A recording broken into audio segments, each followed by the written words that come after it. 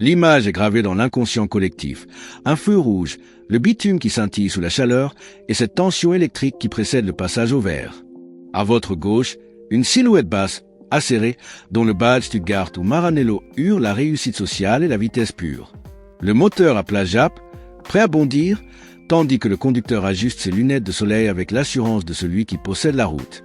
À votre droite, il y a une boîte, un volume gris métal, un peu haut sur pattes, avec des rideaux pare-soleil aux vitres arrière et peut-être même un autocollant bébé à bord légèrement décollé. C'est le véhicule de la logistique quotidienne, celui des sorties d'école et des chargements de meubles en kit. Le conducteur de la sportive ne lui accorde même pas un regard. Pour lui, ce voisin de ligne n'est qu'un obstacle mobile qui va effacer d'une simple pression du pied droit. Mais c'est ici que le piège se referme. Ce que ce propriétaire de supercar ignore, c'est qu'il est tombé sur un sleeper. Dans le jargon automobile, c'est le loup déguisé en agneau. Sous cette carrosserie de bon père de famille se cache parfois une ingénierie occulte, des turbos gros comme des assiettes ou des moteurs empruntés directement à la compétition. Dans cette exploration, nous allons briser un mythe, celui qui prétend que le volume est l'ennemi de la performance. Nous allons découvrir comment des ingénieurs rebelles ont décidé de greffer des cœurs de prédateurs dans des corps de proie. C'est une leçon de physique, mais c'est aussi une leçon d'humilité. Car rien n'est plus destructeur pour l'ego d'un pilote de Porsche que de voir le coffre massif d'un monospace s'éloigner irrémédiablement alors que son propre contour hurle à la mort. Préparez-vous à plonger dans un univers où les apparences sont une arme de guerre. Nous allons analyser la mécanique, l'histoire et l'audace derrière ces créations improbables. Ne clignez pas des yeux, car au prochain feu vert, la hiérarchie de la route pourrait bien être renversée à jamais. Numéro 5, l'Opel Zafira OPC. À la fin des années 90, le paysage automobile européen est plongé dans une rationalité morose. Le monospace est devenu l'outil de transport par excellence, mais il a aussi hérité d'une image peu flatteuse, celle d'un véhicule sans âme dédié uniquement au transport de troupes. C'est dans ce contexte que les ingénieurs d'Opel, au sein de leur division performance OPC, ont décidé de commettre un acte d'insoumission technique.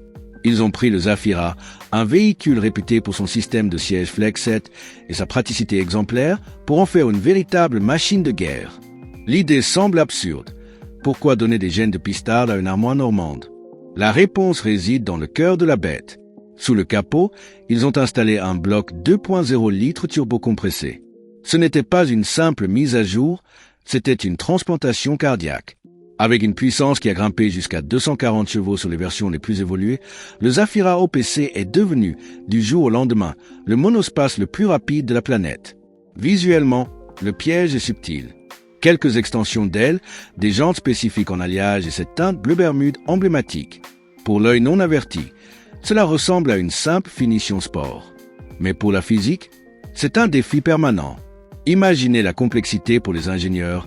Il a fallu rigidifier un châssis haut, recalibrer des suspensions pour encaisser des passages en cours rapide et installer des freins capables de stopper 2 tonnes lancées à plus de 230 km/h. Au feu rouge, le Zafira OPC est l'arme de déstabilisation massive. Lorsqu'une Porsche Boxster ou une 911 d'entrée de gamme se présente à côté, le conducteur du Zafira n'a qu'à laisser le turbo charger. Au démarrage, l'adhérence est travaillée, le couple débouille brusquement et le monospace s'arrache du bitume avec une violence qui défie sa silhouette. Voir une silhouette de bus scolaire collée au train d'une icône de Stuttgart crée un court-circuit mental chez l'adversaire. L'océan ici dépasse la simple vitesse. C'est une leçon sur l'optimisation d'une plateforme. Opel a prouvé qu'avec une vision claire et une ingénierie audacieuse, on peut transformer une contrainte, le volume et le poids, en une force de frappe inattendue. Ils n'ont pas seulement créé une voiture rapide, ils ont créé une nouvelle catégorie, le monospace de sport.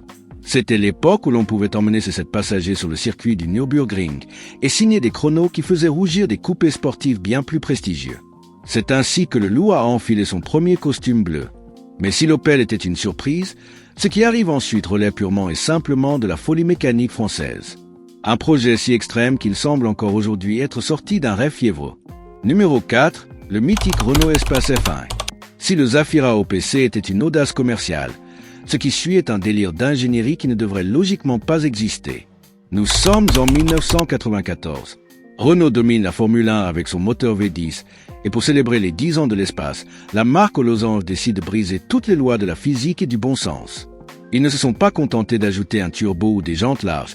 Ils ont pris une monoplace de Grand Prix et ont forcé une carrosserie de monospace à s'installer par-dessus. Le résultat est une créature de Frankenstein mécanique, l'espace F1. Sous cette peau de carbone renforcée, on ne trouve pas de banquette pour enfants, mais le moteur RS5. Un V10 de 3,5 litres de cylindrée, le même qui hurlait sur les circuits du monde entier entre les mains d'Alain Prost. Ce bloc est placé en position centrale arrière, juste au milieu de l'habitacle, entouré de 4 sièges baquets en carbone. Pour démarrer cet engin, il ne suffit pas de tourner une clé. Il faut une équipe de techniciens, une chauffe-moteur externe et une procédure digne d'un lancement de navette spatiale. Les chiffres donnent encore le vertige aujourd'hui. 820 chevaux pour à peine plus d'une tonne. Là où une Porsche de l'époque luttait pour descendre sous les 5 secondes au 0 à 100 km/h, l'espace F1 pulvérisait la barre des 3 secondes. Mais le plus terrifiant, c'est sa capacité de reprise. Passer de 0 à 200 km/h en moins de 7 secondes dans un engin qui a l'air de pouvoir transporter votre réfrigérateur est une expérience qui défie la compréhension humaine. Le son n'est pas celui d'une voiture, c'est un déchirement auditif, un cri métallique qui monte à plus de 13 000 tours par minute, transformant chaque tunnel en une chambre de résonance apocalyptique. Sur la piste, le spectacle était surréaliste. Voir le champion Éric Bernard brusquer ce colosse de carbone, le voir virer à plat grâce à des suspensions de compétition et freiner avec des disques en carbone céramique capables de le stopper net, c'était voir la victoire de la volonté humaine sur l'aérodynamique. Ce n'était plus un monospace, c'était un avion de chasse privé de ses ailes, cloué au sol par une force brute. L'enseignement de l'espace F1 est brutal. Il nous montre que la seule limite à l'innovation est l'imagination. C'est la preuve ultime que l'on peut prendre n'importe quel concept, aussi familial soit-il, et le porter au sommet de la hiérarchie mondiale si l'on y injecte les ressources et le savoir-faire nécessaires. C'est l'incarnation même de l'esprit de votre chaîne, dévoiler ce qui se cache sous le métal. Mais alors que la France jouait avec la technologie de la Formule 1, de l'autre côté du Pacifique, un préparateur indépendant allait prouver qu'on n'a pas besoin du budget d'un constructeur national pour humilier des supercars. Il suffit d'un gros turbo et d'une détermination sans faille. Numéro 3, la Honda Odyssey de Bisimoto. Alors que Renault utilisait la force d'une multinationale pour créer un prototype unique, un homme, en Californie, a décidé de relever un défi bien plus personnel. Bizi Ezerioa, le génie derrière Bisimoto Engineering, a jeté son dévolu sur le Honda Odyssey. Aux États-Unis, l'Odyssey est l'archétype du véhicule utilitaire de banlieue, le transporteur de troupes par excellence pour les tournois de football des enfants. C'est précisément pour cette raison que Bizi l'a choisi, pour le contraste absolu. L'objectif était simple, mais techniquement terrifiant. Extraire plus de 1000 chevaux d'un moteur de monospace tout en gardant la possibilité d'emmener sa famille au restaurant. Pour réussir ce tour de force, il a fallu plonger dans les entrailles du bloc V6J35 de Honda. Tout a été renforcé. Piston forgé, bielle en acier haute résistance et surtout l'installation d'un turbocompresseur turbonétique de la taille d'une tête humaine. La magie de ce projet réside dans sa gestion électronique. Faire passer 1029 chevaux sur les seules roues avant d'un véhicule aussi lourd est normalement une recette pour un désastre. Mais grâce à une ingénierie de précision sur la cartographie et l'injection, Bisimoto a réussi l'impossible. Au feu rouge, l'Odyssey ne se contente pas de partir. Il semble vouloir déchirer le bitume. Lorsqu'il croise la route d'une Porsche 911 Turbo ou d'une Ferrari, le choc est visuel et psychologique. Imaginez la confusion du pilote de la sportive lorsqu'il voit, à travers sa vitre latérale, un énorme monospace brun s'élever sur ses suspensions, les pneus avant hurlant sous la pression, avant de s'envoler littéralement vers l'horizon. Ce qui est fascinant, c'est que l'intérieur est resté d'origine. Les sièges en cuir, la climatisation et même les portes-gobelets sont là. C'est l'essence même de l'humiliation, la performance pour dissimuler dans le confort le plus banal. Bizi a même conservé la boîte manuelle à 6 rapports pour garder une connexion organique avec la machine, transformant chaque passage de vitesse en une décharge d'adrénaline. L'enseignement ici est une leçon d'optimisation et de résilience. Bisimoto nous apprend que l'on n'est jamais limité par le matériel de départ, mais seulement par notre capacité à le comprendre et à l'améliorer. C'est un message fort pour tout entrepreneur ou créateur. Vous pouvez prendre un outil standard, un concept familial ou commun, et par le travail et l'expertise technique, en faire une machine qui domine son secteur. Pourtant, si le Japonais mise sur la puissance brute du turbo, l'Allemagne, elle, a choisi une approche différente. Une approche plus noble, plus sourde, mais tout aussi dévastatrice. Celle d'un constructeur qui a décidé, pour une très courte durée, de mettre un moteur de limousine royale dans un corps de voyageurs. Numéro 2, la Mercedes R63 AMG. Nous entrons ici dans le domaine du luxe absolu et de l'absurde assumé. Au milieu des années 2000, Mercedes-Benz traverse une phase de folie créative. Il décide de lancer la Classe R, un hybride étrange entre un break, un SUV et un monospace. Mais chez AMG, le sorcier d'Affalterbach, on trouve que cet engin manque de caractère. Il décide alors de réaliser ce qui restera comme l'une des erreurs marketing les plus géniales de l'histoire, le R63 AMG. Contrairement aux autres monstres de notre liste, le R63 n'utilise pas de turbo ni de technologie de Formule 1. Il mise sur la noblesse d'un moteur légendaire, le V8 atmosphérique de 6,2 litres. C'est un bloc moteur massif, entièrement assemblé à la main par un seul ingénieur, capable de développer 510 chevaux.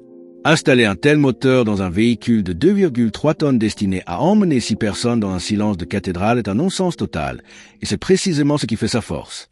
L'humiliation ici est chirurgicale. Le R63 AMG ne fait pas de bruit de sifflement de turbo. Il émet un grondement de tonnerre, un barytonnant V8 qui remplit l'espace. Au feu rouge, il ressemble à un simple vaisseau spatial familial. Mais quand le pied droit s'écrase, la transmission intégrale 4-matique répartit la puissance avec une efficacité redoutable. Malgré son poids, il expédie de 0 à 100 km/h en 5 secondes. Pour le conducteur d'une Porsche Cayman ou d'une 911 de l'époque, voir cet immense bloc de métal bondir avec une telle agilité est une expérience déroutante. C'est comme voir un immeuble se mettre à courir le 100 mètres. Ce véhicule est d'une rareté extrême. Mercedes n'en a vendu que quelques centaines d'exemplaires dans le monde, car personne ne comprenait à l'époque pourquoi dépenser le prix d'une supercar dans un monospace. Aujourd'hui, c'est une pièce de collection qui incarne la puissance tranquille. C'est l'enseignement humain de cette machine. La véritable autorité n'a pas besoin de parader. Le R63 AMG est discret, confortable, luxueux, mais il possède en lui de quoi terrasser la quasi-totalité de ce qui roule sur l'asphalte. C'est une leçon de positionnement. Parfois, être unique signifie être incompris sur le moment, mais cela vous donne une valeur inestimable sur le long terme. Le R63 AMG nous apprend que la polyvalence n'est pas un défaut, c'est une forme d'intelligence supérieure. Mais alors que l'Allemagne jouait la carte de la noblesse mécanique, l'Amérique, fidèle à sa démesure, a décidé de pousser le concept encore plus loin.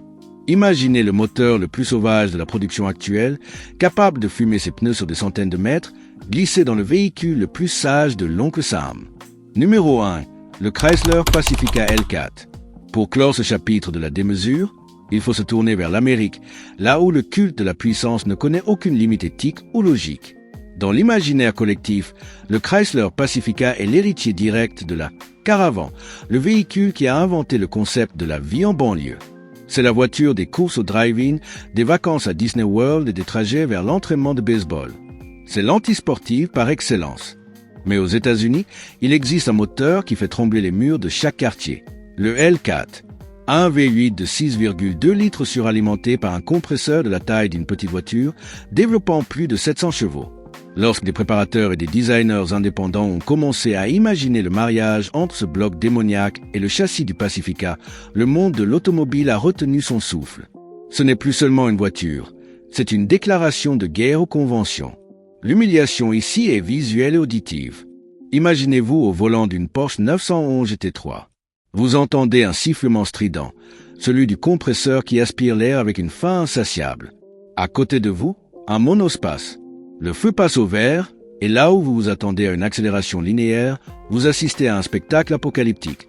Le Pacifica se cabre, ses pneus avant fument dans un nuage blanc épais et s'arrache avec une brutalité qui semble vouloir tordre son propre châssis. C'est le fantasme ultime du sleeper. À l'intérieur, les écrans diffusent des dessins animés pour les passagers imaginaires, tandis que le conducteur gère un couple capable de déplacer des montagnes. Cette machine nous enseigne une chose fondamentale sur l'ingénierie moderne, la modularité. Aujourd'hui, on peut virtuellement tout marier. On peut prendre l'ADN d'une muscle-car et l'injecter dans un véhicule utilitaire. L'enseignement humain que nous tirons de cette bête, c'est le refus des étiquettes. Ce n'est pas parce que vous avez une fonction définie, comme transporter une famille, que vous ne pouvez pas posséder un caractère explosif. C'est une métaphore de la vie. Nous avons tous une façade sociale, une utilité publique. Mais ce qui compte, c'est ce que nous avons sous le capot, cette réserve de puissance et de passion que nous choisissons de révéler ou non au moment opportun. Nous avons parcouru l'histoire de ces 5 géants, de l'audace d'Opel à la folie de Chrysler, en passant par le génie de Renault et la noblesse de Mercedes. Ces machines ne sont pas seulement des assemblages de métal et d'essence, ce sont des témoignages de la créativité humaine. Elles nous rappellent que dans le monde de l'automobile, comme dans celui du business ou de la création de contenu, la surprise est l'outil le plus puissant. Derrière chaque carrosserie banale peut se cacher un cœur de lion. C'est cette passion du détail et de la mécanique invisible que nous cherchons à explorer ici. Car au final, ce qui nous fait vibrer, ce n'est pas seulement la vitesse, c'est l'histoire de ceux qui ont osé briser les règles pour créer l'exceptionnel. N'oubliez jamais, au prochain feu rouge, regardez bien votre voisin. L'humiliation n'est jamais loin pour celui qui se repose sur ses certitudes.